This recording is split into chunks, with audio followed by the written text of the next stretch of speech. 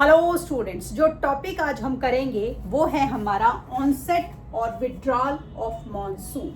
तो सबसे पहले आते हैं ऑनसेट ऑफ मॉनसून। ऑनसेट मतलब हमारा मॉनसून का आगाज, मॉनसून का शुरू हो जाना। और उसके बाद हमारा विड्रॉल मतलब बारिश का चले जाना, मॉनसून का खत्म हो जाना। तो जो हमारा ये ऑनसेट ऑफ मॉनसून है, अब ये ऐसा तो है नहीं कि ये हमारे देश में या कहीं भी बिल्कुल परफेक्ट होता है या पर्टिकुलर डे पर आता है, हमेशा ही एक जैसा आएगा, हर साल सेम बारिश होगी, नहीं। ये बहुत अनप्रेडिक्टेबल होता है। ये बहुत अनप्रेडिक्टेबल क्यों होता है? इसके बहुत सारे फैक्टर्स होते हैं जो कि हम पिछली 2 क्लासेस में कर चुके हैं कि किस तरीके से मॉनसून विंड्स और किसी भी जगह के क्लाइमेट को इफ़ेक्ट करने वाले बहुत सारे फैक्टर्स होते हैं। और ये सारे फैक्टर्स नेचुरल होते हैं, ये हमारे ह्यूमन कंट्रोल के बाहर होते हैं। तो बारिश कितनी होगी, कब होगी, कितनी ज़्यादा होगी, इस चीज़ के लिए हम बिल्कुल भी एक्यूरेट प्रेडिक्शन नहीं कर सकते। हाँ, इसकी बहुत हद तक काफ़ी राइट प्रेडिक्शन हो सकती है, करीब 80 to 90, जो काफ़ी हद तक एक्यूरेट निकलती है, लेकिन 100% एक्यूरेसी नहीं होती क्योंकि बहुत सारे फैक्टर्स इनसे रिलेटेड होते हैं। तो इस तरह से हम बोलें कि जो मॉनसून होता है वो हमारा काफ़ी वेराइड होता है, अनइवन होता है, क्योंकि उसके बहुत सारे फैक्टर्स हो गए। अब हमारे जो ये मॉनसून है, करीब हमारे देश में मॉनसून का ड्यूरेशन 100 से 120 दिन तक का चलता है, जो कि अर्ली जून से लेकर मिड सितंबर तक चलता है। तो around the time of its arrival, जब इसके आने की शुरुआत होती है, जिसे हम बोलते हैं ऑनसेट ऑफ मॉनसून, या हमने इसको ये भी बोल देते हैं कि बर्स्ट ऑफ मॉनसून, मॉनसून आने वाला है। कई जगह हम इसे ना, आपने देखा होगा, प्री मॉनसून शावर भी बोल देते हैं कि मानसून जब बहुत ज़्यादा गर्मी हो और हमको कभी कभी गर्मी से पहले थोड़ी सी बारिश हो जाती है तो हमको बड़ा अच्छा लगता है, लेकिन उससे फिर कुछ घंटों बाद गर्मी और बढ़ जाती है क्योंकि सारी जो अर्थ की हीट है वो भी एटमॉस्फेयर में रिलीज हो जाती है, लेकिन कुछ समय के लिए हमें राहत मिल जाती है और इसे हम बोलते हैं प्री मॉनसून शावर। तो ये जो प्री मॉनसून शावर होती है, ये हमें इंडिकेशन देती है कि आपके एरिया में मॉनसून जो है अब बस कुछ ही दिनों में आने वाला है। तो नॉर्मल रेनफॉल जो होती है हमारी, सडनली फिर धीमे धीमे प्री मॉनसून शावर के बाद बढ़ने लगती है और फिर धीमे धीमे काफ़ी दिनों तक चलती रहती है। और जब ये काफ़ी दिनों तक चलती रहती है तो हम इसे बोलते हैं बर्स्ट ऑफ मॉनसून, कि अब मॉनसून आ गया है। और इसे हम प्री मॉनसून शावर से बिल्कुल क्लियरली हम ये अंतर को महसूस कर सकते हैं कि प्री मॉनसून शावर कितनी शॉर्ट टर्म और छोटी होती हैं और काफ़ी कम समय के लिए होती है, लेकिन जो मॉनसून शावर होती है हमारी बर्स्ट ऑफ मॉनसून जिसे हम बोलते हैं, वो हमारी लगभग रोज़ ही होती रहती है और लंबे समय तक होती रहती है, जो हमारे आसपास के क्लाइमेट को बहुत ज़्यादा प्लेजेंट कर देती है।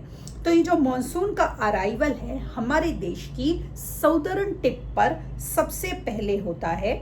उसके बाद हमारा जो ये साउदर्न टिप है हमारे इंडियन पेनिनसुला की, यहाँ पर ये फर्स्ट वीक ऑफ जून में मॉनसून अपनी दस्तक, मतलब अपना ऑनसेट आने का संदेशा दे देता है साउदर्न मोस्ट टिप पर। ठीक है, अब यहाँ पर जो हमारी ये साउदर्न मोस्ट टिप है, यहाँ से ये 2 हिस्सों में बढ़ जाता है।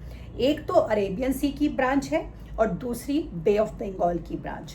तो जो अरेबियन सी की ब्रांच है वहाँ से ये करीब 10 दिन के बाद मुंबई पहुँचता है, करीब 10 जून तक। और ये जो सारी मैं आपको डेट्स बता रही हूँ, ये अंदाज़ा होता है, एस्टिमेशन होता है 10 जून तक। और जो बे ऑफ बंगाल की हमारी ब्रांच है वहाँ पर से ये जाता है आसाम, करीब फर्स्ट वीक ऑफ जून में। अब यहाँ पर हमें पता है हमारे लॉफ्टी माउंटेन्स हैं जो कि क्या करते हैं, कभी कभी इन मानसून विंड्स को डिफ्लेक्ट कर देते हैं गंगा प्लेन्स के ऊपर।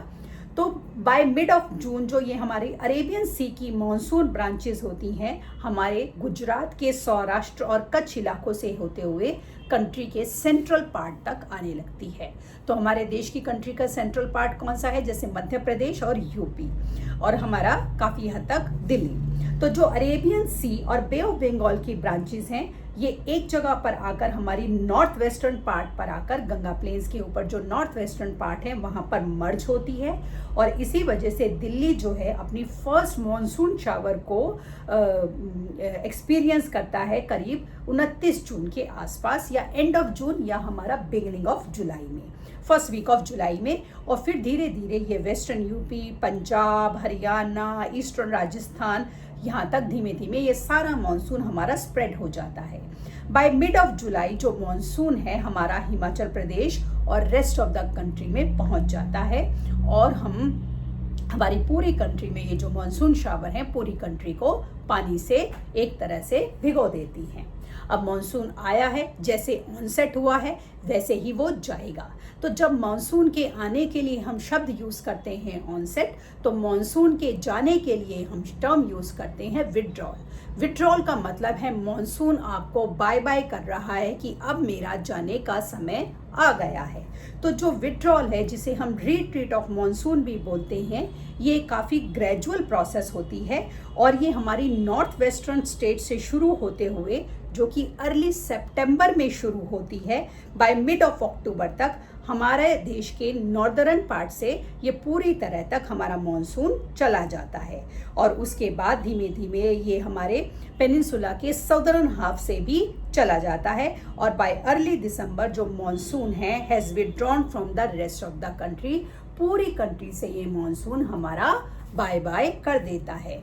हमारा जो कंट्री है, हमारे कंट्री में अभी भी जो 60% लोग ऑक्यूपेशन के लिए डिपेंडेंट हैं वो फार्मिंग पर डिपेंडेंट हैं, और हमारे देश में इतनी तरक्की के बावजूद भी ये जो मॉनसून शावर्स होती हैं ये हमारे किसानों के लिए एक बहुत बड़ा हम बोलें कि एक खुशी का प्लेजेंट सरप्राइज लेके आती हैं, या प्लेजेंट गिफ्ट लेके आते हैं। सरप्राइज तो नहीं, पता ही होता है मॉनसून आना है, प्लेजेंट गिफ्ट लेकर आती हैं, क्योंकि जो मॉनसून आने के बाद जो फसल की बुआई की जाती है वो किसानों के लिए बहुत ज़्यादा ज़रूरी होती है।